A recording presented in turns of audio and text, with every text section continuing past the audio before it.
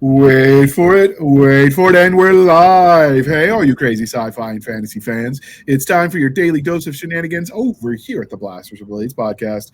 Just a couple of nerdy veterans and one chaos coordinator geeking out over our science fiction passions and fantastical fantasies. A place where magic is king, the sky is the limit, and space is the place. We are the podcast that puts the fun in dysfunction. So without further ado, we're going to let our guest, Miss Jessica Vargas, introduce herself to our listeners and viewers at home. Hi, I'm Jessica Grace Vargas, and I wrote a young adult sci-fi novel called The Evolver. And yeah, it's great to be here. Outstanding. So the next part, dear listener, is how we first found them. So her publicist actually reached out to us. We have a couple, for whatever reason, that have us on their list for the appropriate subject matter guests, and they send us, and we're always glad they do because, part of the fun is finding authors you might not have found otherwise. So, we're glad your publicist linked this episode up. Me too. And with that, before we get started, we do have to do the religion question. So are you ready for this? There are wrong answers. Yes, I'm ready. All right. Star Wars, Star Trek, or Firefly? Star Wars. Oh, freaking standing. That's a good answer. Do you have a favorite episode or a favorite cartoon property, whatever? The old school ones, the first, Han Solo, Princess Leia, that's my favorite. Yeah. I watch them every year. Excellent choice. I also like the Clone Troopers and the Star Wars Rebels, the two cartoon series. I watched those with the kids. They were surprisingly good plot lines. I hear they're really good. I need to check them out. Yeah, get into them. Yeah, I need to watch. We started watching them all the way through, and then we had to cancel our Disney subscription because budgets are a thing. But at some point in time, we talked about just buying the box set because it's a one-time fee instead of a reoccurring monthly fee. Because they were actually pretty good, and then they just came out with the third animated in the property, the Bad Batch, which is clone troopers that were for whatever reason unique, and that sounds like it could be pretty good. Some of the newer movies were okay. I liked 1, 2, and 3, but I didn't like the New Republic, New Order, whatever that nonsense. Wasn't for me. Yeah, I was pretty upset what they did to my childhood happy ending of Han and Leia, and knowing they were like divorced and bitter, and their son was psychotic, and that was kind of and for me it was even more a kick in the gut because I grew up reading the Star Wars books that now they call them legends or lore or something like that. But I read all of the novels in the space, the Rogue Squadron, the Republic Commandos. Those were my jam growing up. And so, when they just sort of ditched all that, because in the books, they stayed married, they had twins, the twins became Jedis, and there was a whole spinoff of books about, the next generation kind of going off and doing their thing. See, I have to go read those now because that's way better. Yeah, and the fighter pilot ones, that's not how physics works in space, but the rule of cool always wins. Yeah. So I really like those. The problem that you run into with those, and to a point I'm sympathetic to Disney, those books, so George Lucas never met an idea he didn't say yes to. Unfortunately, he didn't maintain his own canon, so you've got it's canon that between point A and point B it takes 5 days. And you got book 1 set here at point A, and 3 days later, book 2 is set here. There's no way they made it, right? So there's some continuity issues. But a quick editing pass, you could have fixed all that, re-released them, and you could have been rolling in money for years with books that people loved, just kind of cleaned up in the editing. Yeah, and had so many good story plot lines. Mm-hmm. Those systems are really important to stay. Yeah, the Thrawn books were pretty good too. Did you check any of those out? I didn't know. Those are really good. Those are newer ones. They're worth your time if you're going in through the catalog of Star Wars books. The newer ones, not so much. The newer books they put out. Mm-hmm. If you listen to, they did some interviews where they talked about the people in the writing room, and they were pretty explicit that their goal was to tell stories with various political themes. And for me, the only politics in a book that matter are the ones that happen in the worlds where the books happen in. So if it doesn't have to do with the Republic or the Jedis or whatever, I just don't care. We read to escape, right? Even authors whose politics align with mine, if he preaches at me, I'm done.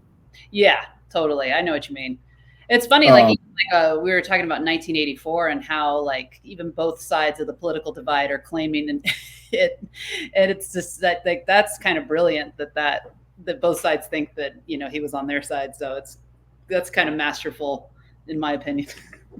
Yeah, my politics are kind of lean on the grumpy old man who hates everybody. I saw a T-shirt the other day that was like red or blue, they both hate you. And I'm like, that's my kind of curmudgeon. I like this guy. I don't know anything else about him, but with the shirt like that, he's got to be okay. But yeah, so okay, so we're moving on because we're polytheistic here at the Blasters and Blades podcast. Game of Thrones, The Wheel of Time, or Chronicles of Narnia.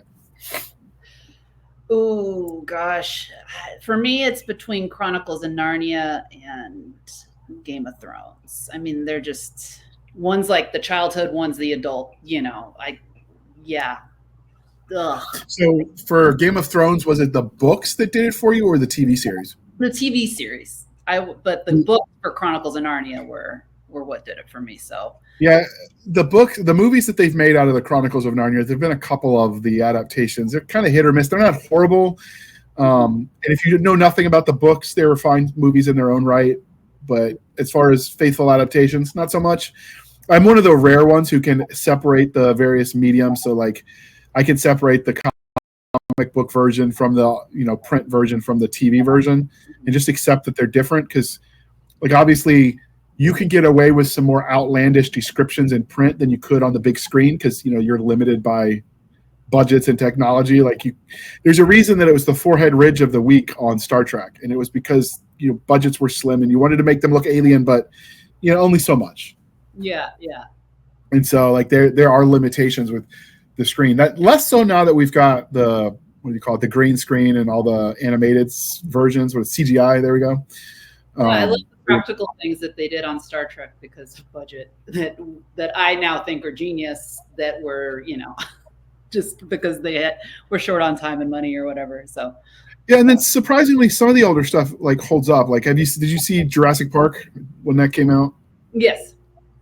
So that movie, for all it was made then with technology available then for effect, like, it still holds up. I can watch that with my kids and not be like, oh, this movie was clearly made 30 years ago. But the only thing that gives it away is the lack of cell phones and the monitors on their computers.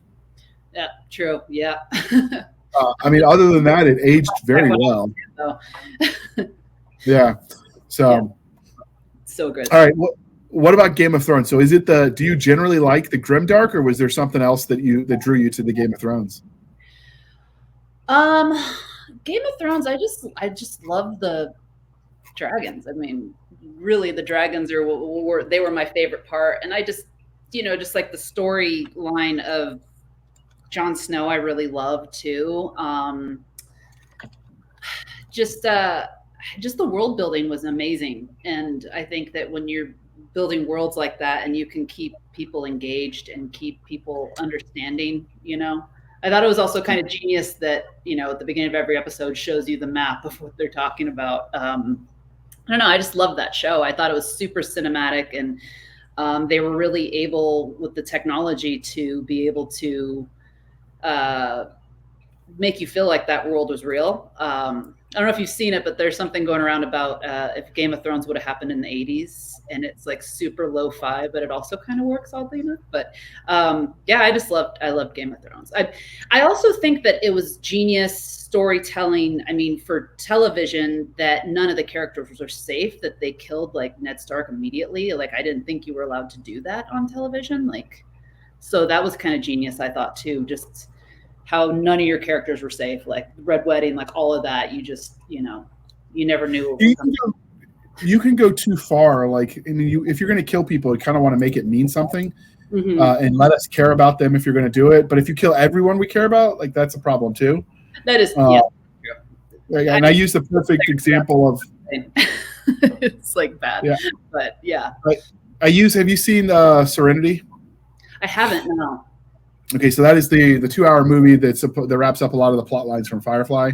And at the end, they're getting away from the bad guys and they end up crashing their spaceship, and the pilot Walsh dies because a tree impales him. And like, killing him, it was certainly, one way to wrap it up, but it just felt so anticlimactic because it didn't matter. It was just random fate. if they had taken that same death and they had made him die saving everyone else in the ship, was like, I know I'm going to die, but let me do this for you kind of thing. Then you killed him. You still got what you wanted out of it. You killed the main character, but it's so much more impactful, right? Like, so that's always been my rule. If you're going to kill someone, make it mean something. Yeah, totally. Yeah. So that's one of the things I felt like Game of Thrones did, is they just killed them for no reason, it felt like. You're right. Yeah, it was just that first death where I was like, but I thought this was the main character of the show. Like, I just thought that really threw me for a loop. Like, because I mean, this is like totally I don't know, but I remember when I was young, I watched Naruto now, and I just remember they were like, "Oh, is Dylan gonna die in this episode?" I'm like, "No, he's a main character. There's no way he's dying," you know. And I love that nowadays anybody can die at any time. And you're right that sometimes they would just make people die for no real apparent reason. You know, that was. Yeah, we watched. My sisters and I watched the 90210 mostly because there were two of them and one of me, so I got outvoted. But I think when it's episodic, like there is, like obviously you want people to return. Generally, they don't kill people off in the plot line until like the actor itself in the background wants to leave, and then the character, of course, has to die.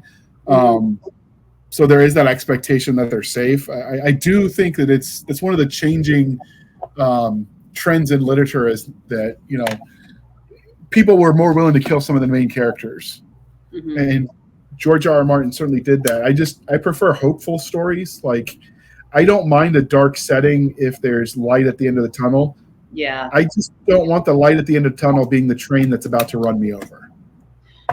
Yes, I agree with that completely. And that was why I really took issue with, you know, Han dying the way he did. And I'm assuming everybody's seen the Star Wars movies at this point, so no spoilers. But it felt like such a waste.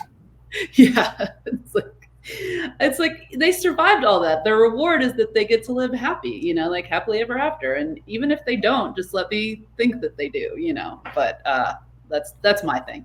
But life's hard enough without. Absolutely, life is hard. It's harder when you're stupid. Yeah, it's true. Yeah, or definitely. You write lazy books. So it's frustrating because like they could have done so much with that character. It was just underutilized. Yeah. And even if he just wanted to go full monastery, like, you know, fade into the darkness, like there could have been ways that you made that happen without cheapening the arc of the character. Yeah, exactly. Yeah, it's just that really still raw. But yeah, I get that. Every time I watch like the old ones, because like I said, I watch them every year. I'm just like, I can't believe they did that. Like, you can revive the story, make your money, and tell new stories without like butchering what, you know, our happy ending. But that's one of the things. Like when a series wraps up, obviously the story continues, but you know the idea that he fought so hard to earn that happy ending and you took it from him, and there was no reason for it. Like if that tragic ending had then motivated something else that came that was bigger and better, we wouldn't be complaining right now. Exactly. Yeah. It was just it just felt so capricious and unnecessary. Well, if Harrison Ford just wanted to be in one of them, then just go visit them at their little like cabin somewhere, you know, and get a little bit of advice from them. And I don't know, don't kill them and make it so horrible. But anyway. Yeah, it felt unnecessary. Yeah. And they did the same thing with Luke as well. They just destroyed the two characters we loved. So, it well. Didn't sit well with me.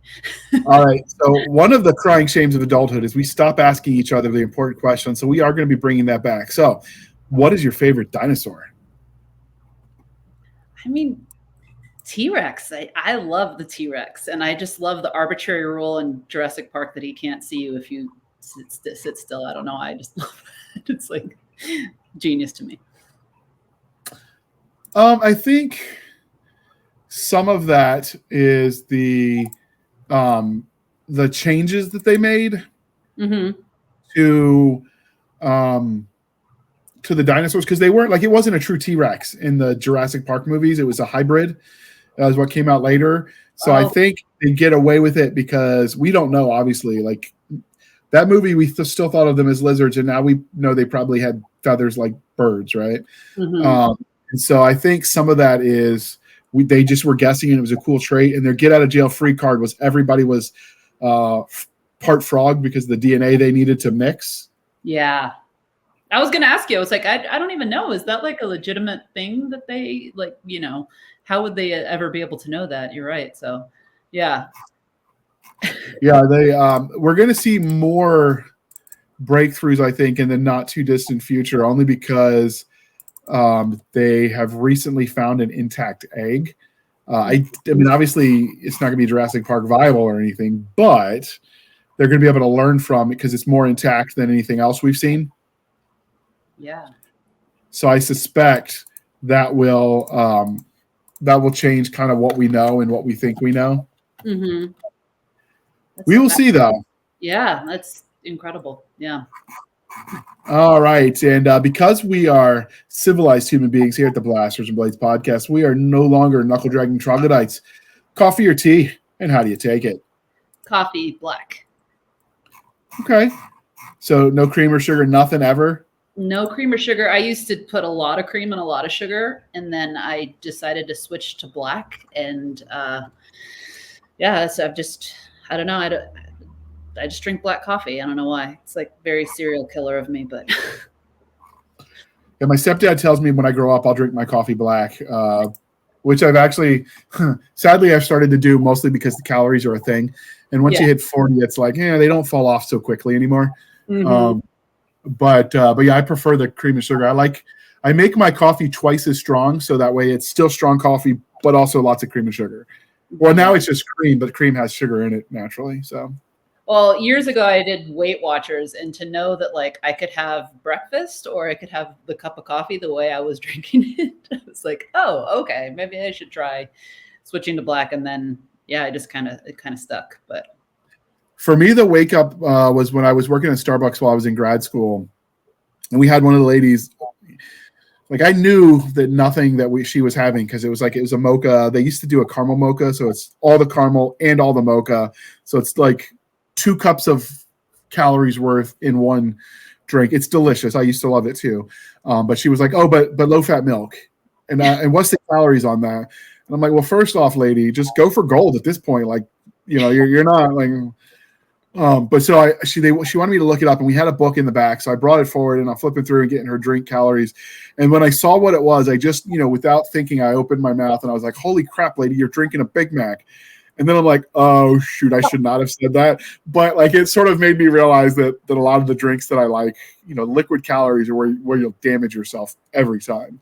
Yep. And you don't think about that if you're watching your weight. Like you're like, oh, well, I didn't have any snacks today, but all of those Cokes and the cream and sugar, like all that counts too. Oh yeah, definitely. So when it comes to like seasonal stuff, do you mix it up with any of the seasonal drinks during the winter weather? So I know it's kind of controversial, but I love eggnog. So I'll put eggnog in my coffee with whipped cream at Christmas because for whatever reason, I think calories don't count at Christmas. So that's true. There's caloric leakage over the holidays. Everyone knows that. Yeah. Until it's January, nothing fits me. But right. like, oh, I wonder what happened. You've got that New Year's resolution to go back to the gym, so exactly. And I do love. I like pumpkin spice lattes. Like I wish. No. I love the pumpkin spice too. No shame in it. Like it's Han Solo season with the with the Uggs boots and the vests. Like I get it. Yeah. So the for eggnog, you add it in your coffee, but do you ever drink it plain? Not really, actually. I just like it in my coffee. I think it's like too strong and sweet by itself. But like with liquor in it, yeah. But that's pretty rare, actually. But sometimes they have it with like what is it? Rum they put in there? I think. Yeah. I think so. Yeah. But I like a lot of the holiday drinks, but eggnog was never really one that did it for me. And then it got cemented in my mind after working at Starbucks, and I look at what's the bottom of the mug when you steam that milk, that eggnog, and it basically looked like scrambled eggs. And I'm like, okay, no, this isn't for me. Yeah, okay. I mean, obviously it's healthy. It kind of looks gross. Yeah. Because they wouldn't let restaurants serve it if it's going to kill you. Um, I also I wish I liked the taste of it, but I really dig the smell of hot apple cider in the winter. Like for me, that's always a fall winter smell. I remember when I was a kid, we used to go to this historic site that's sort of local to us. It's no longer open, but they would have people in like, it was a site, was one of the first settlers in Virginia in the 1600s. It was their homestead that's still a historic site. And so they would have people in like the period clothes teaching about living life back then. And, they had the kids, with a stick hitting those hoops, chasing them around to get energy out and talking about all the cool things. And then, of course, they sold, snacks that, period kind of foods they would have eaten, plus hot apple cider. So in my head, I always associate that smell of that hot apple cider with fall and winter because, like, it smelled really good. I just wish I liked the way it tasted. But because of that, I understand the people who say that, I love the way coffee smells, but I can't stand the way it tastes. Like, I get it. Yeah, totally.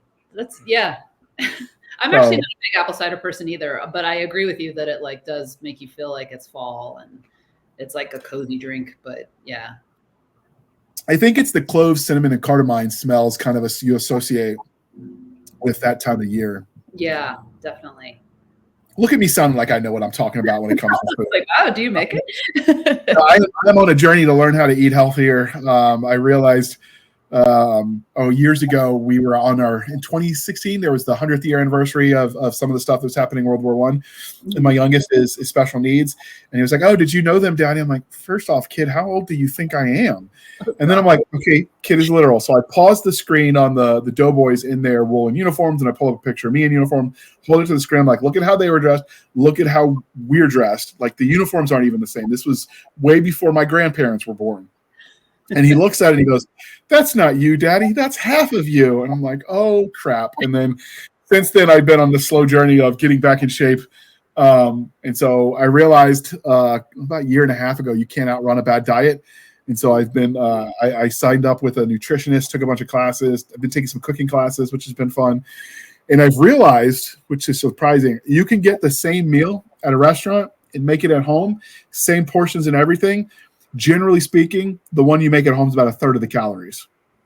Yeah, that's true. I think they go extra on the sauces for flavor. Is probably what it comes down to. Maybe it's the preservatives that keep the food able to stay, fresh, in the restaurant, so it looks pretty longer. Yeah. I don't know what it is, but and so since I've learned that, I've been learning to cook. Yeah, they're pretty butter and oil. They're not conservative with those things at all. So that's probably what it is, because I cook in like virgin olive oil when I need something to do that, just because it's better for you. Yeah. Like, remember restaurants? I haven't seen them do it lately, but they were putting like calorie count on things, and that was just like depressing and made me lose my appetite every time. They actually, I like it when restaurants do that, because I use an app. It's called Lose It, and it's Lose It and an exclamation point. And it's a gamification approach to calorie counting, similar to what you would do with Weight Watchers, but this is a little easier for me because I don't have to know how to do the math. So you enter your height, your weight, and your goal, what you want to get to and how fast you want to get it. It figures out what your calories per day should be. Obviously, it factors in age and gender. Ladies have it harder dieting. They're not given as many calories. I know. It's just, I got a friend of mine who, like, we encourage each other, but she's always reminding me that I get like an extra 100 or whatever calories over her, and she bemoans that fact. Yeah, my husband and I will eat healthy, and he will lose weight immediately, and it'll take me forever. So, and people will be like, "Wow, tell him you look so good," and then they don't say anything to me. I'm like, "It was my idea to get healthy," But I cooked the food, dang it. But so, like, when I track that, one of the things I like is sometimes it's really easy to get kind of depressed if, like, you have a bad day, like, "Oh man, I'm just gonna give up. This sucks." But the Lose It actually tracks it Monday through Sunday. And so if you, like, I went over by 500 calories a day. If I balance that out through the rest of the week and I go under, I have a good week. So you do it week to week, and you can gamify it. Be like, okay, I really want to go out with my friends today, and I know that's going to be bad for my diet, but tomorrow I can have oatmeal for dinner, and that's only 640 calories, and I can make that up. Yeah. So that's how I do it. I use the gamification. It really does work for me. I'm gonna look into that in January after I get all my holiday weight on. Yeah, and, the only thing that stinks about it is, so when restaurants would put the calories on the menus, if they're not accurate, and there's a lot of expense going into figuring out what the calorie range generally is, if they're not accurate, they can get sued. So if they're not a certain size, they just don't even mention it, just because it's cheaper for them. Unfortunately, we're a sue-happy country, and it gets in the way of sometimes the good things. This is why we can't have nice things. The lawyers. It's true. Yeah, so that works for me. But sometimes you'll go in like the smaller places that don't tell you their calories, and you just kind of have to guess. So, because my favorite Mexican restaurant locally is like that. They're small enough because they own like 3 stores and that's it, or they don't tell you any of your calories. So you're just kind of guessing about like what the bigger chains say the calories are and hoping they're the same. But Mexican, well, I'm actually half Mexican, so I like to just have the plate with the cheese. Sorry, you're talking about being healthy, and I'm just like, no, you were fine. That's one of the things that I actually learned. I took a class as an undergrad about the history of food and the culture behind food. And that was one of the things we discussed, because like we're starting to think about like this dish I associate with this nationality. And you realize that a lot of what we think of as like Mexican food or Chinese food or Thai food, it's festival food. It's what they eat on special occasions, not what they eat at every meal. And the professor was like, JR, that would be like somebody from Mexico City thinking we have Thanksgiving dinner every meal of the day, of the week, right? And so when you think about that, it kind of makes more sense. And then, of course, we sweeten everything more than the rest of the world, I think, probably. Yeah. Well, when I go to Mexico, they just have excessive calorie warnings on everything, which I've never seen that really in the United States, but it's like every piece of junk food you pick up says like excessive calories, or, basically this is not good for you. It's like, hey, fatty, put that down. They're warning on Cokes, on sodas and chips. Right. So. The thing that people forget when they talk about the Mexican diet stuff, though, is there are so many cultural enclaves. Like there's different cultures that make up the larger nation of Mexico, and they each have their own culinary tradition, which is why you have like Tex-Mex versus what they eat in southern Mexico. And that's why people say, oh, that's not real Mexican, because it's not what they think of as Mexican, even though that recipe also came from there. I learned that in that class, which I didn't realize, which is kind of fascinating. Like, because cultures are meant to be shared, and one way we do that is eating together. So, yeah, So I'm from Tucson originally, and they have Sonoran Mexican food from the state of Sonora, Mexico. It's my favorite Mexican food. But then I lived in Los Angeles for a little bit, and they have Oaxacan food, which is not, in my opinion, as good. It's more like moles and things of that nature. But San Diego has a lot of Sonoran food.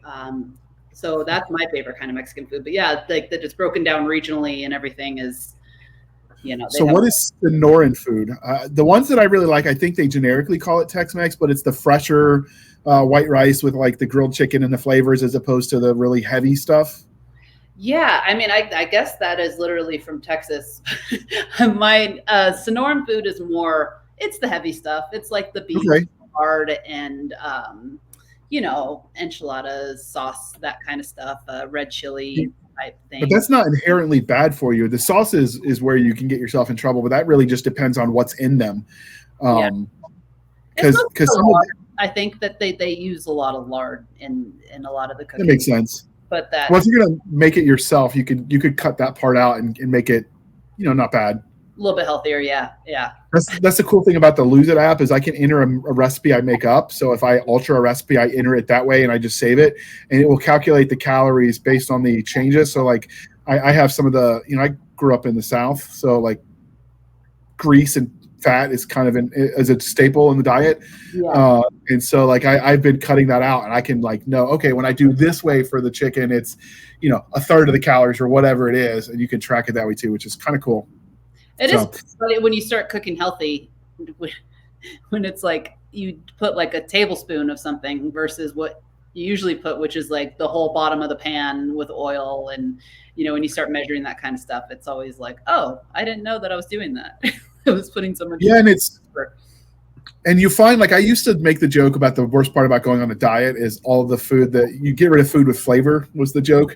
But since I've like kind of detoxed from all the overly sugary, saucy stuff, like I actually find my taste buds adjusted. Yeah. And you pick up subtleties you missed because you just drowned it in A1 or ketchup or whatever, your flavor of choice was. So I mean, you do adjust to it. Yeah. So let's transition from food, because you're going to ruin all of our diets when we listen back to this episode. And I feel like I gained 20 pounds just by the conversation. So on your bio, you mentioned that you came to writing and creativity through comedy. So how'd that happen? That is not the normal origin story for an author that I've heard. Well, I did a lot of theater. I moved to Los Angeles. I went to the American Academy of Dramatic Arts. And then from there, I went to Second City, which Second City is famous. The one in Chicago, that's where a lot of the SNL cast came from. The alumni came from there. And so a lot of the people you see on also just pretty much any sketch comedy show that's ever become popular, a lot of the cast came from Second City or iOS. They're all improv schools.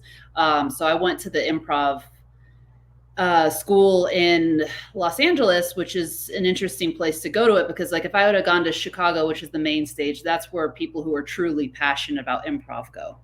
So you see masterful people there, Stephen Colbert, Steve Carell. And then, LA was more about actors whose agents told them comedy would be good for their commercials or their commercial auditions and stuff. But then we had a lot of teachers from the Chicago, Second City in Chicago come over, and they were just some of the most talented people I've ever seen perform. And there's nothing like good improv, and there's nothing as bad improv. It's just one of those things where it's kind of, I had a teacher who said the improv gods smiled on us tonight, because you can have really great shows and really horrible shows. But so I went through the improv program there, and it was really, I've always been a writer. But I started getting more into sketch there. They had a writing program there where they would teach us how, there were different levels of it. So I did a late night writing, late night talk show writing thing, where my teacher was actually a writer on Conan O'Brien's show. And we got to go behind the scenes to go see Conan, and it was really cool. And then we would do, writing for TV, and then writing for movies. And then, so I kind of went through all that, but I really just liked novel writing, because I don't know, you can do it by yourself. You don't need a production. You don't need anyone but yourself and a computer or paper or whatever. So that's kind of how I got into it. A lot of sketch performing, and I was always the one who was rewriting based on what the audience was laughing at. A lot of my castmates were just okay, the show's written, it's locked. And I was always but this line didn't get a laugh. We got to change it every single show. And I kind of drove them nuts with that. But so that's kind of how I got into it. And, but yeah, I use that all the time when I'm writing. There's things in comedy, like the rule of threes, the punchline always lands on the third beat of something. And even the late night writing class, to know that you put the most potent part of the sentence of the joke at the end of the sentence, you don't start with the potent part, just things that simple, really do help as I'm writing, even now. So, yeah. Yeah. I have written exactly one comedy, I guess, kind of book. It was it started as a funny anthology for Mill Sci-Fi, and my humor, I know one way, and it's the barracks humor, that it's not probably something you'd want your mother to hear you saying. And so I sent them the first 2,000 words, and I'm like, this is me. So if you want this, I'll finish. But if this isn't what you're looking for, I don't want to waste our time, right? Because he was trying to fill the slots, and then they were that was a little too crude for us. So I finished it because I felt just the story at that point had called to me, and I finished it. And then I had to bring on a friend of mine who was a Marine, which says something when your comedy is so crude, you need a Marine to tone it down. And we ended up putting it out there as the vacuum sucks hard. And I realized it was it took me 3 times as long to write, because you want every sentence, sometimes double, triple, quadruple meanings, because you're layering it in. And that is so much harder to do than just regular. I can throw a one-liner in there every now and then and be good. But to do it true comedy novels, something along the lines of what Douglas Adams did with The Hitchhikers, I was just that's too much work. That's too much like a job.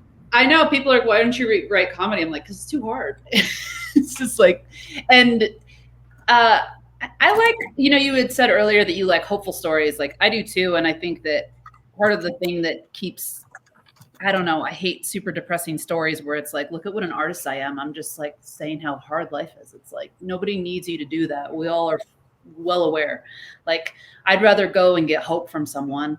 And I actually had a teacher there, and one of my favorite things, and I call it the unicorn of human emotion, is when you can make someone laugh and cry at the same time, especially through your art, He talked about, one of my teachers, his name was Josh Funk, he talked about how after 9/11 that a lot of the like firefighters and first responders, they put on a show for them.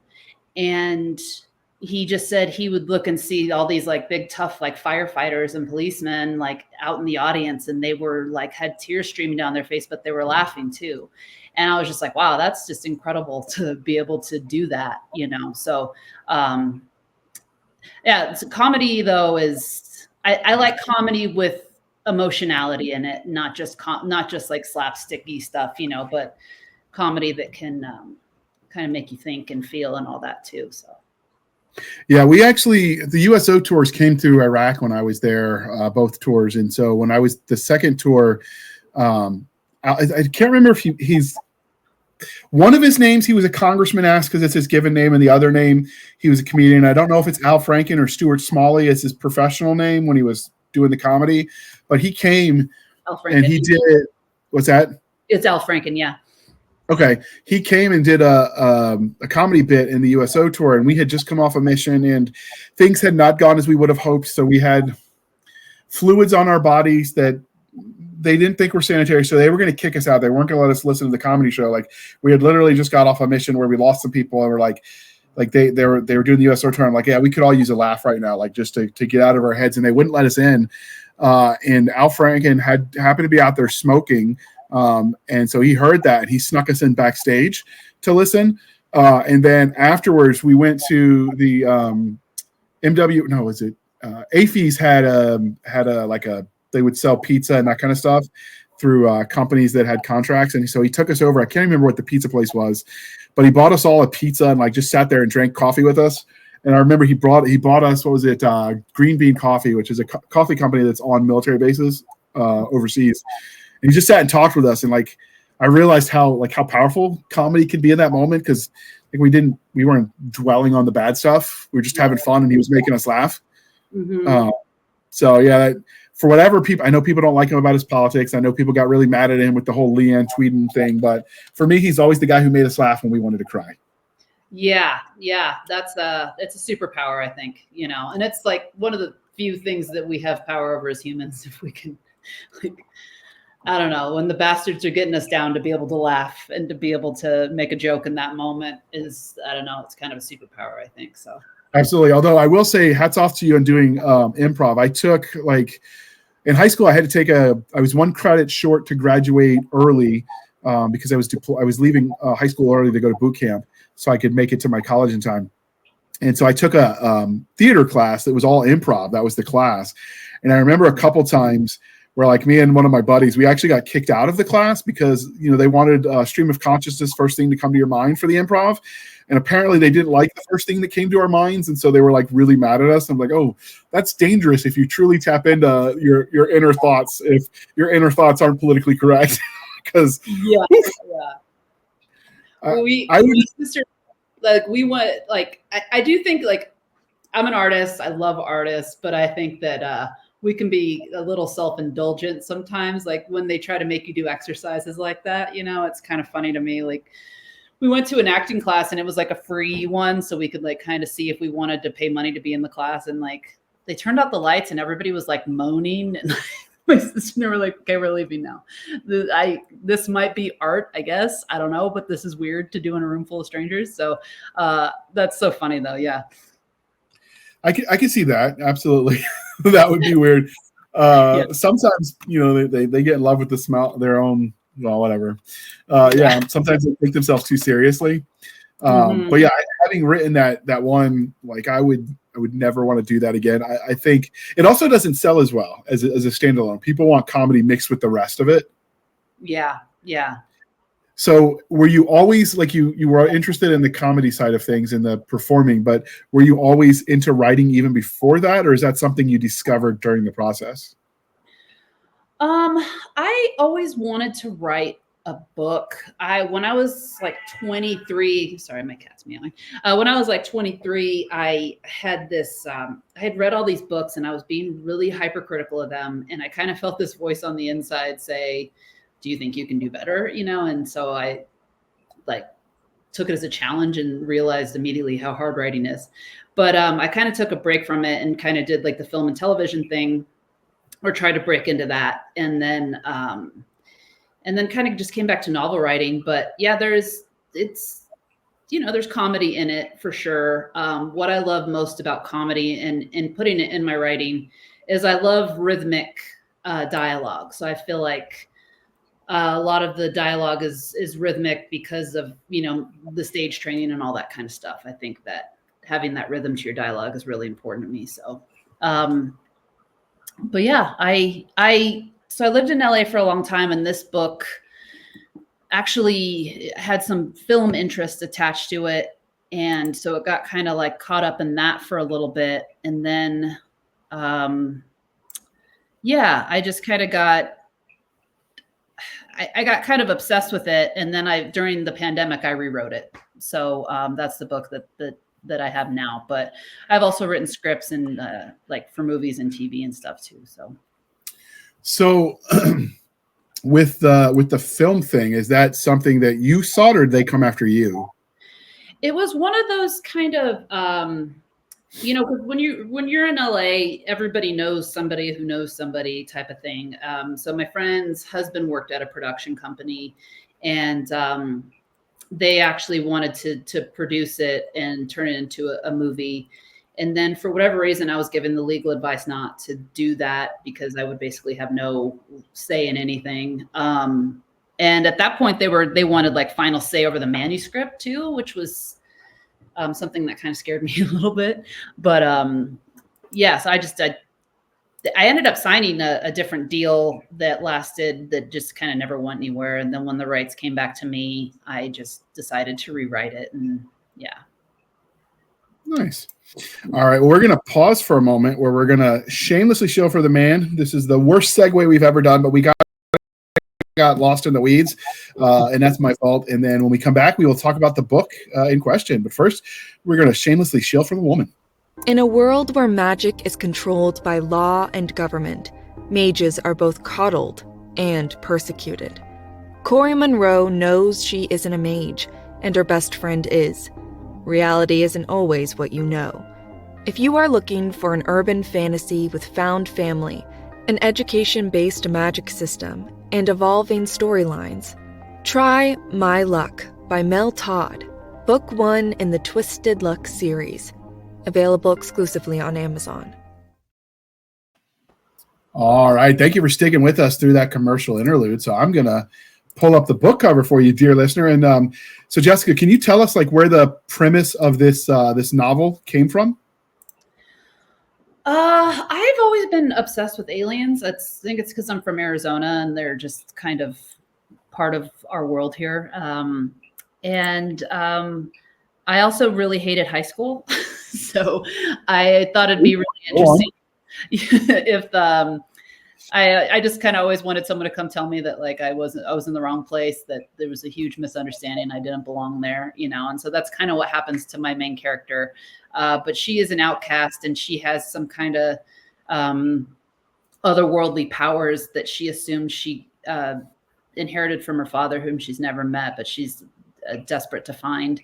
So the book kind of starts off with her being accepted into this Evolver Institute. So she finds out that her father was from a different planet. But I'm from Tucson. The main character's from Tucson. I think it's just kind of a fantasy of like someone coming to get me out of high school and saying I had a huge destiny instead of the reality of what happened, So I like the whole alien thing, and I've always wanted to believe. There's that famous line, but if there were no aliens, I forget the name of the movie it was in. I think it was like Signal or something. Mm-hmm.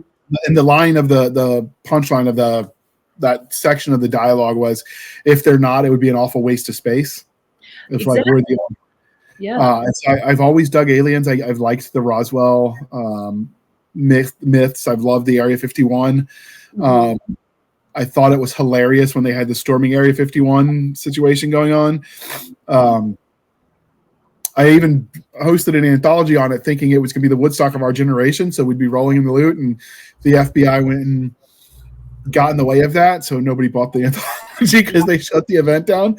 But yeah, I dig aliens. Like, I think that's such a fun concept.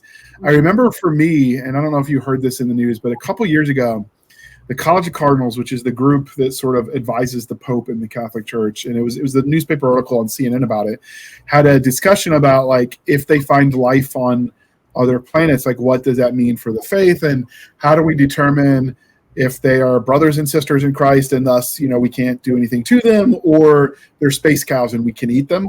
And that was, obviously I'm being kind of flippant about it, but that was just the gist of, like, what that means to the understanding of the universe. And it got me thinking, like, I've always been fascinated by it. And then the government told me aliens were real recently when they were trying to distract us about what other stuff was going on. And I'm like, well, crap, now I can't believe in aliens. Oh, no. Yeah.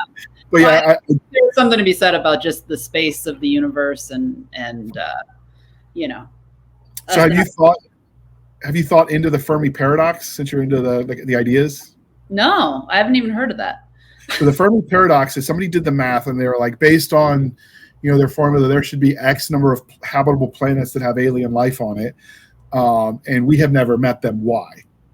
Mm-hmm. So the Fermi paradox is trying to solve why we wouldn't, and there's all kinds of answers to it. I think one of the things people forget when they look at that is alien life. I mean, if we find an amoeba on Mars, that is alien life. Mm-hmm. Everyone thinks alien life, they think full sentient ET kind of vibe, and that would certainly count too. But again, even if it's just algae, if it's not here, it's alien. Yeah. But the Fermi paradox is one of the fun ones to dive into with science fiction, especially it comes up in first contact stories. And it sounds like yours is a first contact story, true too, by the description? It's, so mine is, I am the type of person where I like thinking about aliens and just using my imagination to fill in the blanks. So yeah, they are very intelligent, obviously, like, kind of in the way that they view Earth as kind of a bad neighborhood that they don't want to drive in at night, kind of thing. Yeah.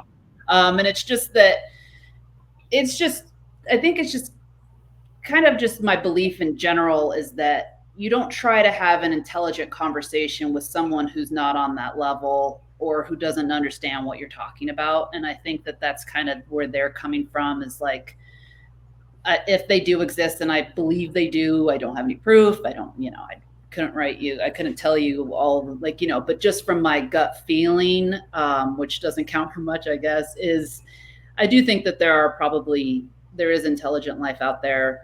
It's kind of makes my brain hurt a little bit to think about how vast how vast the universe is. And when you start thinking about dimensions and you start thinking about all that kind of stuff, I don't know. And then I also think that, we can barely handle this planet, which is probably why we don't know about other planets. I don't know. It's like very, but I like the idea of there being super intelligent beings out there that actually love us and kind of look out for us, and in the sense of, like, us being kind of childlike in their eyes. And that's kind of the perspective I'm writing from for this book, that Earth has a long way to go before we can kind of handle that kind of advanced technology.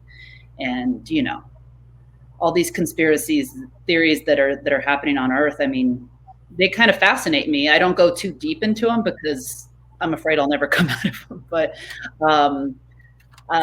who knows what's really going on, so who knows what's being kept from us. So I just use my imagination to answer my own questions, I guess, is what I'm saying. And that's kind of where this book came from. So if you dig science, there's a podcast that I recommend. He's also on YouTube and probably BitChute and Rumble. It's Isaac Arthur. He's an Army vet and a physicist, and he does this podcast called Science in Futurism with Isaac Arthur. And it is he looks at it from like an actual hard science point of view, but then he speculates on all the cool topics that nerds in sci-fi come up with. Yeah. It's a really entertaining channel. Like it's also kind of cool that he was overseas about the same time I was. I've got a soft spot for my fellow servicemen and women, but he has an awesome channel. In fact, I actually put my youngest son had speech impediment when he was younger. And I actually, like, one of the things I trying to motivate him is I made him listen to that podcast because Isaac Arthur has a speech impediment and he takes speech therapy as an adult to overcome it for his show. Yeah. And so I like that, coming up and overcoming. I'm overcoming the small things. But if you like hard science and you want to study those kinds of issues, he does some deep thinking on all of it. And I couldn't speak highly enough of it. And then Michiel Kaku, I think is his name. Mm-hmm. I'll link it in the show notes, dear listener. But he is also a futurist, and he's a physicist as well. But he starts looking at like what the future might hold with tech and stuff. Yeah. And he takes hard science, like actual science textbook type stuff, and he breaks it down so he can talk to the average person. Yeah. And it's amazing. Cool. Like I'm fascinated by people with scientific brains, and it's really weird that I decided to write a science fiction book.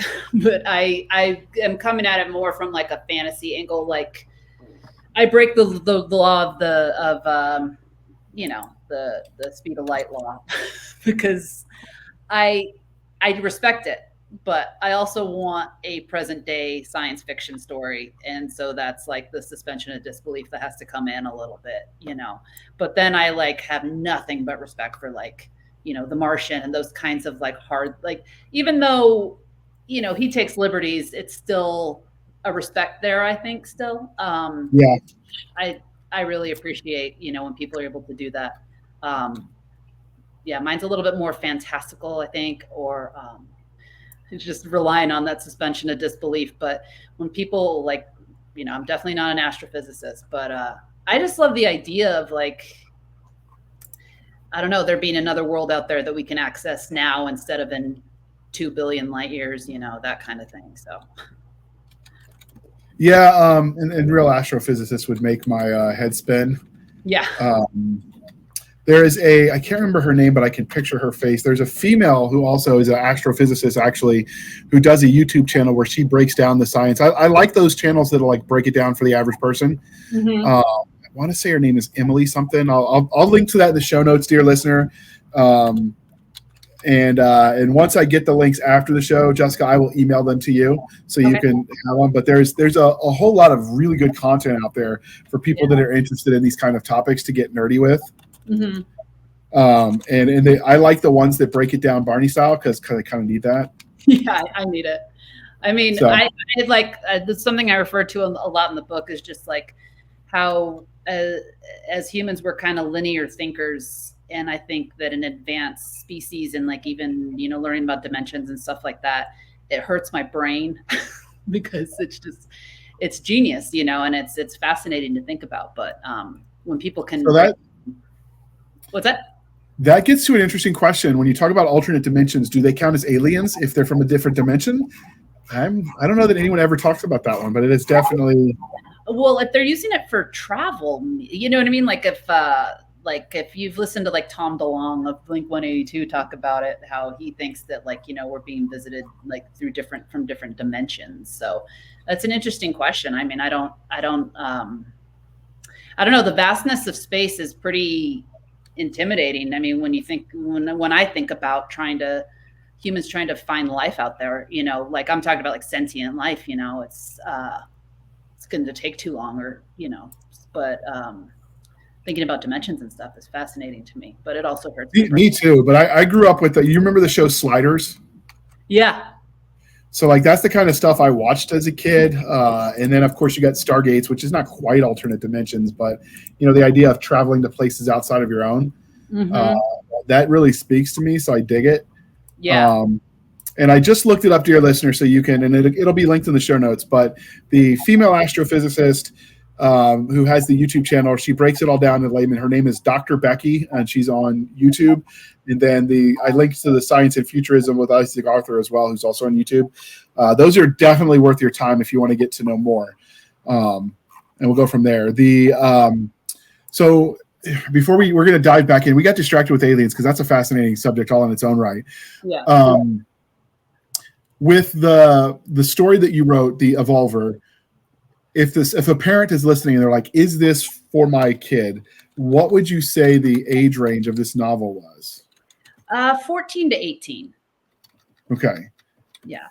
Now you say it is YA, but YA can mean a lot of things in the modern market. It is, I mean, it doesn't mean what it used to, right? Like as far as, PG ratings, that's when they came up with the whole middle grade concept. And so how would you describe your YA? Like what are we talking about when it comes to content?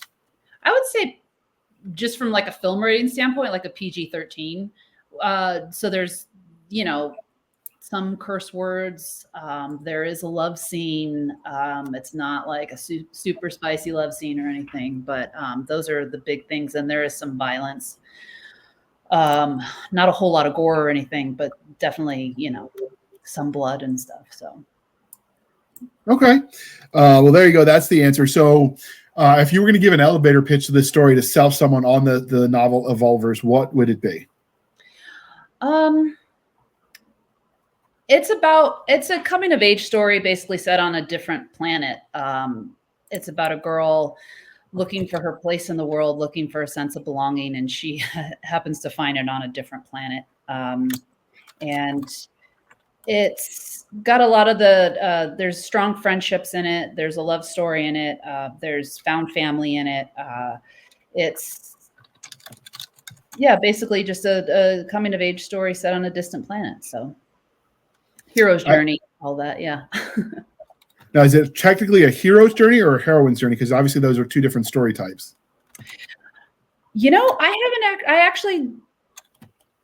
That's a really good question. I think I just say hero's journey because I grew up with so many male hero's journey that I just don't even I blur the lines on those two. So yeah, it's kind of I think there's definitely some things about her that obviously a traditional male hero would not face because she's a teenage girl. So yeah, I guess in that regard, it is a heroine's journey. So the actual difference between hero's journey and a heroine's journey is heroine's journey, generally speaking, requires the team, whereas the hero's journey is one man against one person. From a structural standpoint, heroine's journey requires that team building kind of angle to it. Obviously, that's super simplified, but definitely it's a heroine's journey. I'd never even heard the distinction between those two. That's interesting. There's a lot of detail on that. I just, obviously, like our audience are readers and not other authors, so I try to keep it to the stuff they care about. Yeah. I don't feel like my book sales or my output gives me permission to tell anyone else how to run their writing career. So I stick with just being nerdy with my readers. Yeah. So is this well, first let's go to the cover. So when you contracted out this cover, because you're the publisher, you published it through your own publishing company. Like, how did you come up with the cover? What was your process of creating this image? I used AI to create it, and it took a lot of prompts, but I liked the idea of her kind of walking into this cosmic storm and the merging of the two worlds, her world into the world she's about to enter. Obviously there's Saguaros because she is from Tucson. Starts in Tucson, Arizona. And then I hired an amazing graphic designer that I found on Reedsy, and he's worked on a lot of professional book covers, and he kind of took care of everything else from there. Okay. So is this a standalone novel, or is there going to be a sequel for this? It's book one in a series. I think it's going to be 5 books at this point. Okay. So are you currently writing the book 2 at the moment? Yes. Nice. Do you have estimated publication dates? Obviously some people have day jobs in real life that gets in the way, kids, whatever. You've got cats. They're very needy. Yeah. I'm hoping by late spring, early summer. Nice. Yeah. Okay. Yeah. Okay. That's not too bad since this literally just came out in September. So, yeah. If you've got a real job, or, a book a year is not horrible. How long is the book? Because it's YA, I don't know what to expect for length. It is 404 pages, I believe. Yeah, something around, a little over 400 pages. And it's actually like 404 pages. Yes, that's my final answer. So you're roughly what, 100,000 words, roughly? About 100,000 words. Yeah. Okay. The quick math for dear listener, if you want to convert and you hear us talking about it, it's the average 250 to 300 words per page is average for most people. So I go on the low end and just multiply page by number, and there goes my simpleton math. There's a reason I didn't major in STEM, right? What I like about the printed copy is that the words actually, it's really readable. Like, you know, sometimes when you read like print editions, the words are so small and you have to, well, you're old, you have to put glasses on and all that kind of stuff. There's a nice big font in the book too. So that's actually, when I was an undergrad and you're doing all the classes and you're like, man, I can't wait till I can read a book just because I want to read it. Because inevitably the English teachers give you the worst books to read, other than the classics, which I loved. One of my majors at the time was English. And so, of course, you know, then I go to overseas, I get hurt, brain damage. I can't read because it gives me migraines. And then when the Kindle came out, because even some of the large print adult books can be too small sometimes. And that's the beautiful thing about the Kindle. You can magnify the heck out of it. I mean, if you really wanted to, you could do a word per page if you magnify it big enough. Yeah, I know. It's the Kindle. I do that very often too. It's like one page is 2 sentences, like the bigger, the better. So, but yeah, that's one of the things I like about, aside from just in general, the digital revolution has given us accessibility in ways that might not have otherwise. Yeah, no, yeah, for sure. So, all right. So that is the summary of the story. So what can you tell us about the main character, aside from the fact that she's a high school girl?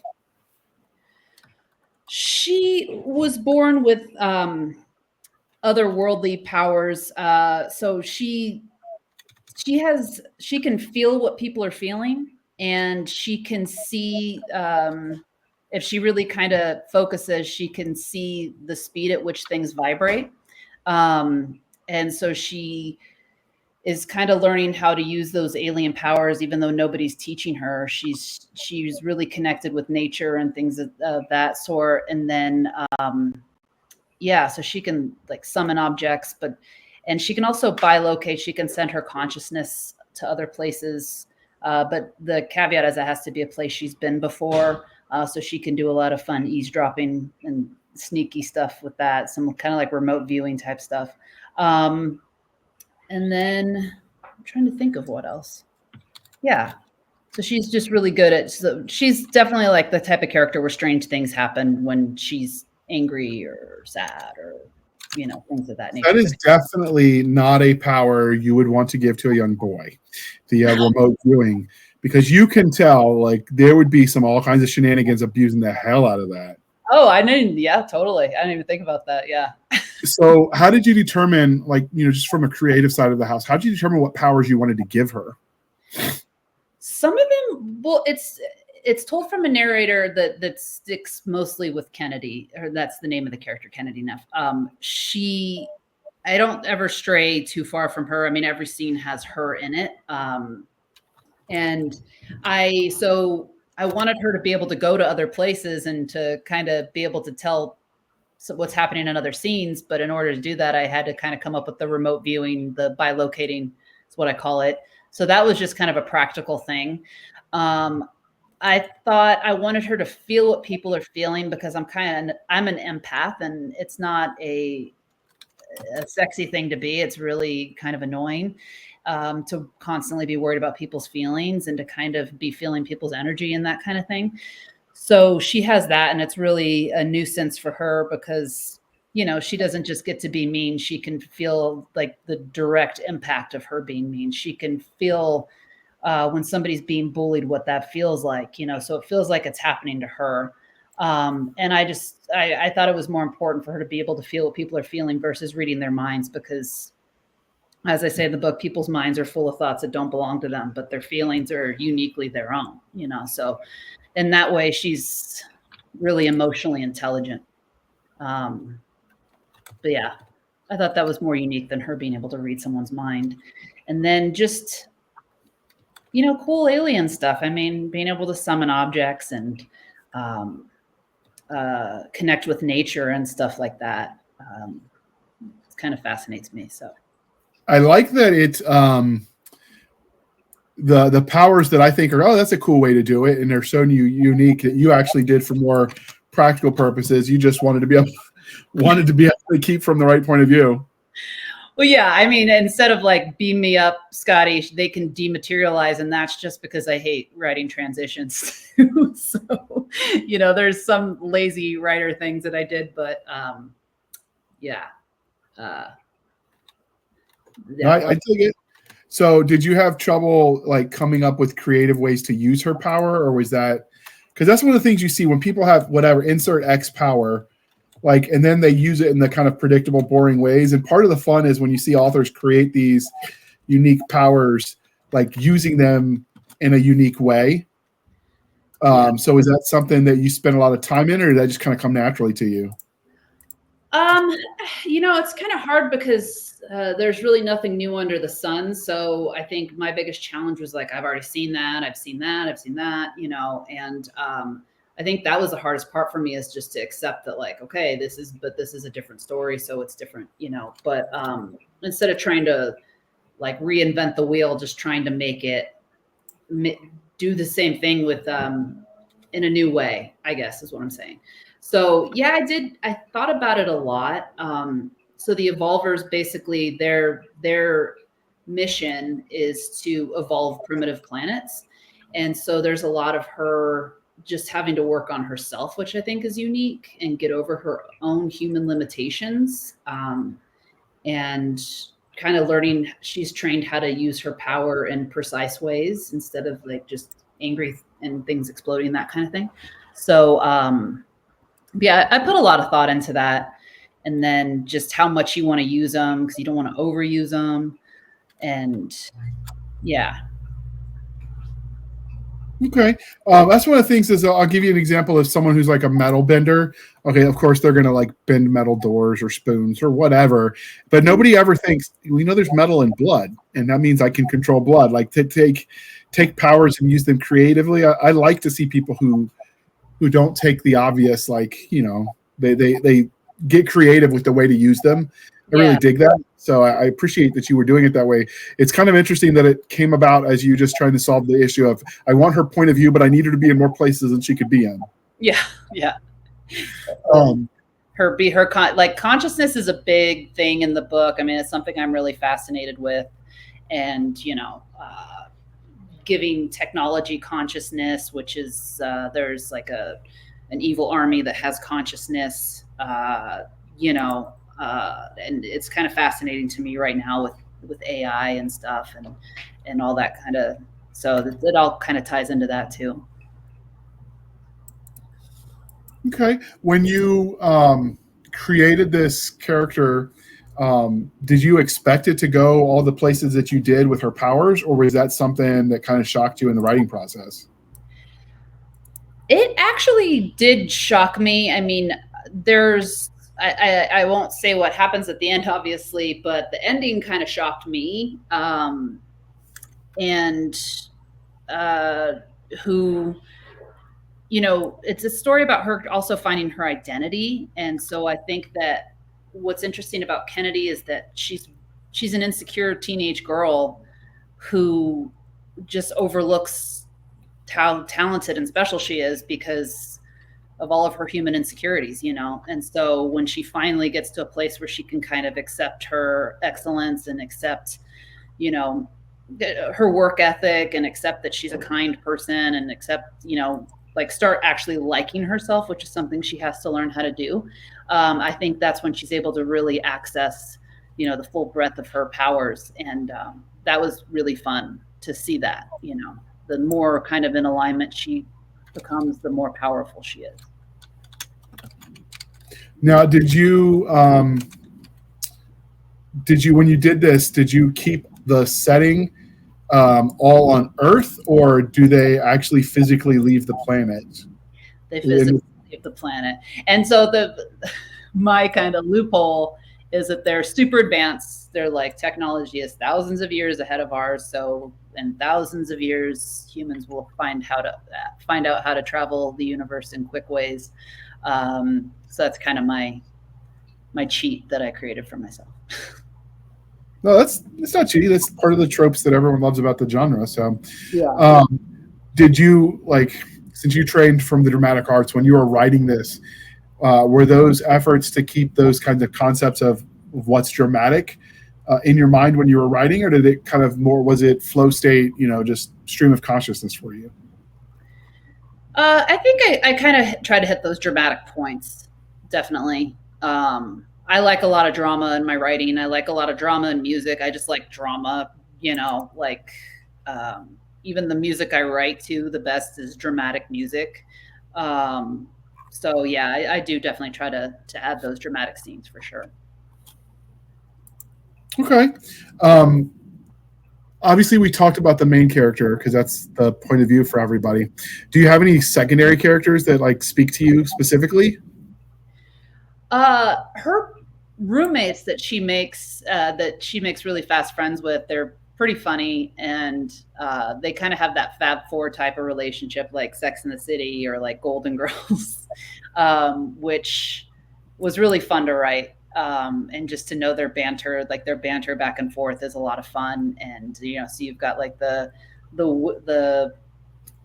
one who's like the rebel, the one who's an amazing student, the one who's like kind of doe-eyed, like eternal optimist, Pollyanna, so all of their different kind of their personalities. They're really like a family together, and the way they bicker and the way that they love each other. So they're really fun to write. Okay. When you were creating the alien species that, that she's obviously part of, how did you go about creating that alien culture and even the physicality of it? So I tried to make them like that they do look human, that there are some who look human, some who definitely don't. And I just tried to, I think I used some of the same things that like drive me crazy about Earth, and I try to implement those onto other planets too, to make it feel kind of grounded and real. But the way I kind of looked at these, more advanced, more evolved species of sentient beings was like, they are distantly related to humans, like the way lions are distantly related to house cats. They just are able to do things, and they've just evolved to a certain place where they're capable of greater things than humans are. And I also kind of like the idea that one day humans could maybe reach those places. So I tried to implement all of that. I didn't want it to be too super hero-ish, because I just feel like at this point we've seen so much of that. So I tried to make them more grounded, even though they do have these kind of otherworldly powers. They still have their insecurities, and they're not like, nobody got bitten by like a radioactive spider. It's just that on this side of the universe, they've evolved to a certain place where they can do this kind of stuff. Nice. Do you get into the spaceships that they're using, or do you kind of just jump from location to location to talk about the new sites? I briefly go over it. I mean, I knew I had to do something to be able to get them from Earth to a distant planet. And I actually, had to get into the wormhole stuff and all that, but it's not the important part of the story for me. I just wanted them to be able to get to this other planet. So it's not like Star Wars in the sense, that they're spending a lot of time out there in space. It's like, it's a means to an end to get to the next place. So I briefly go over it, but I don't, go into it too much. So one of the things that's a trope in a lot of the YA, you have to justify how young kids are doing all the cool things, right? What do you mean you're going to put yourself in danger? What parent's going to okay that?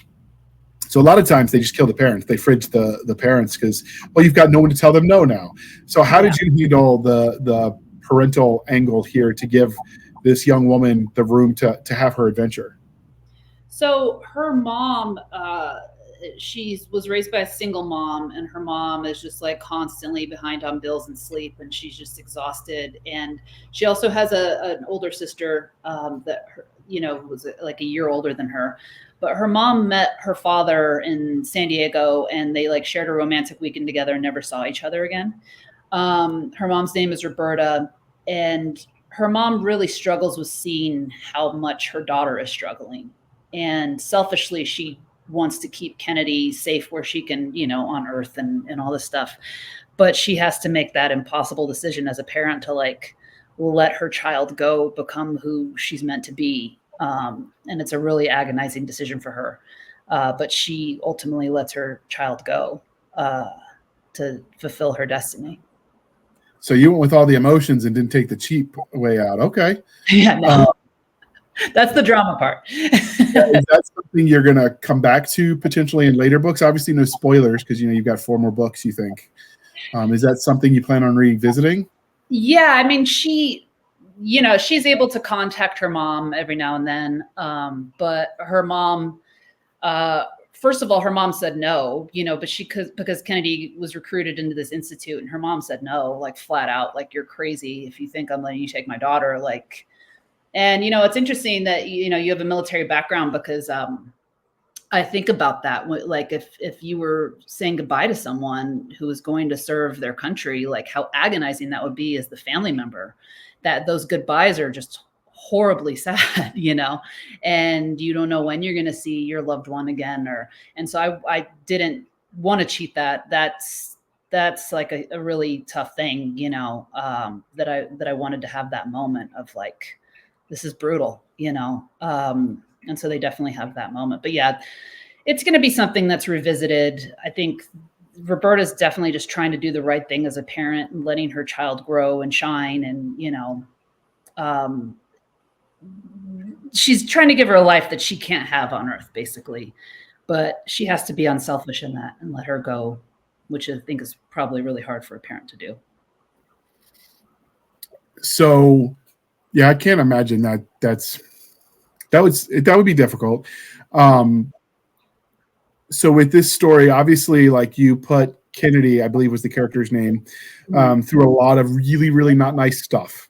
So if you met Kennedy in a dark alley and she knew that you were Jessica Grace Vargas, the lady who created all of her torment, how do you see that interaction playing out?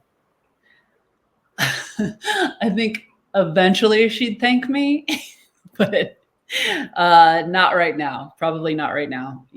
I think that ultimately in this first book, she does find kind of her place in the universe, but it's not, it takes her a while to get there and to find the place where she belongs. But she has to go through a lot of growth. Anyway, she would probably beat me up is what I'm saying.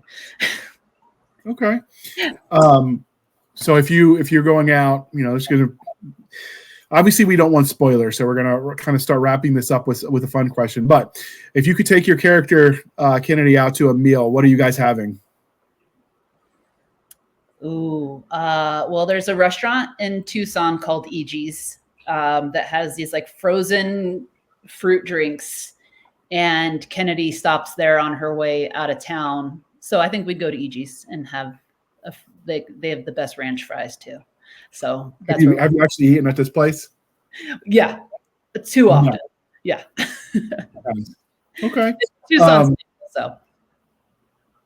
so is this this arc is going to be like 5 books? Do you see any spinoffs with some of the secondary characters getting their own book arc, or after this series, are you going to move to something different?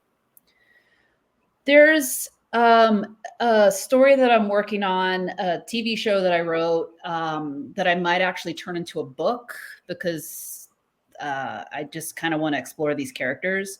And that'll all be kind of interwoven, but that's more adult. So I have some ideas for that. Yeah. As a branding angle, or as just more your preference, are you always going to keep to the drama and the romance as part of your sci-fi? At this point, yes. But if you ask me again in 10 years, maybe not. Okay, that's fair. We all grow and evolve. Yeah. I do like the romance. I mean, that'll always keep me watching any show or reading any book. If I can find out if the characters are going to end up together, that's just always the girly girl in me that wants to know that. So. Totally get it. Speaking of evolving, the book, The Evolver, obviously we've asked a lot of questions. Is there anything we didn't cover about this book that you think, without giving spoilers, the reader needs to know or the listener needs to know that to really send it home with them? Yeah, I mean, Kennedy's driving need is to find her father. I don't know if I said that enough. I mean, that's why she decides to go. That's pretty much the reason for everything she does, because she's told herself this story her whole life, that he's the only one who understands her, that once she finds him, everything's going to be okay. And he's the reason why she works so hard, because she wants him to be proud of her. And so that is her driving force. So the book really is about her using all the technology at this alien institute to try to find her dad, using her newfound friendships and connections to find her dad. And she realizes that her dad's involved in some stuff that puts Kennedy in danger and her friends in danger, and, has the potential to change, the entire universe. So. Last question from me, and if it's a spoiler, you tell me. Okay.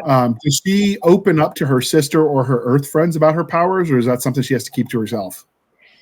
She keeps it to herself, but her sister knows she's a freak. Like, everybody knows she's a freak, but they just kind of, she saves some lives and things like that. But she's isolated. She keeps herself kind of secluded from people, because she never knows when she's going to accidentally use her powers. And she knows that she can't use them publicly. So, and that's part of the reason why her mom lets her go, because she knows if she stays on Earth, she's going to end up in jail, or she's going to end up accidentally killing someone or herself, or, so it's a pretty tenuous situation in that regard.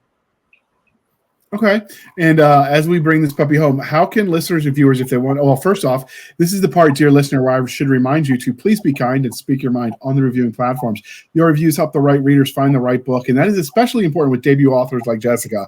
So if you check this book out and it speaks to you and you read it, go ahead and leave a review, drop some stars on there, tell people what you think.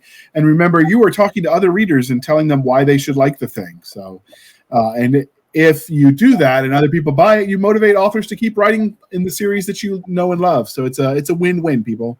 And with that, how can listeners and viewers at home find you on the Wild interwebs? And as usual, links will be in the show notes. My website, www.jessicagracevargas.com. And also, I use Instagram the most out of all the socials. Or you can just email me directly if you want to. It's jessica@jessicagracevargas.com. That is one way to remember it. It's your name. Kind of hard to mess it up. So why did you decide, before we bring this puppy home, why did you decide to use your middle name like that? That is not like something normally you see. I actually, so being born in the 80s, every girl was named Jessica. So there was a time where I went by my middle name, Grace, because I'm Jessica V, and there was a Jessica G, D, C, so you say any of that out loud, we all turn around, So, and of course I was an artist, so I wanted to be very unique. So I went by my middle name for a little bit. So I just kind of merged it all together. That works. Yeah. That's what people of a certain age understand, that before there were Karens, we had Heathers. And so there were certain things about that era that were people just don't understand. They missed the party. Yes. Yeah. And Jessica is like, anytime they can make a list out of your name, you're like, oh my gosh. So absolutely. All right. And with that, dear listeners, you can find us on our Linktree, linktr.ee, Linktree/Blasters and Blades Podcast. Again, Linktree/Blasters and Blades Podcast, where we link to all the things, the BitChutes, the Rumbles, the YouTubes, the TikToks, the Twitters. We have our Blasters and Blades Facebook group and Facebook page. We have our email, blastersandbladespodcast@gmail.com. Again, blastersandbladespodcast@gmail.com, for professional purposes only, people. If you want the shenanigans, send them over to Madam Stabby Stab on the Instagram, Twitter, and the email. She's here for it. We have our website over there on Spotify. Bunch of gobbledygook. Don't blame me, blame them. But if you go to the link tree, you could just click one little button and you'll go there. And when you get there, you can listen to all of our audio episodes, or you can support the show for as little as 99 cents a month. You can help keep the lights on. These episodes aren't free to produce, and we appreciate your patronage. Or you can support the show more directly at buymeacoffee.com/author J.R. Handley. Again, buymeacoffee.com/author J.R. Handley. Be sure to put in the comment section that is for the podcast, and I promise I will keep my co-hosts duly caffeinated. They will drink that coffee brand coffee until it pours out of their eyeballs and turns their hair brown. Yeah, promise, honest. It's really good. Use the code Podcast Grunts. Links in the show notes.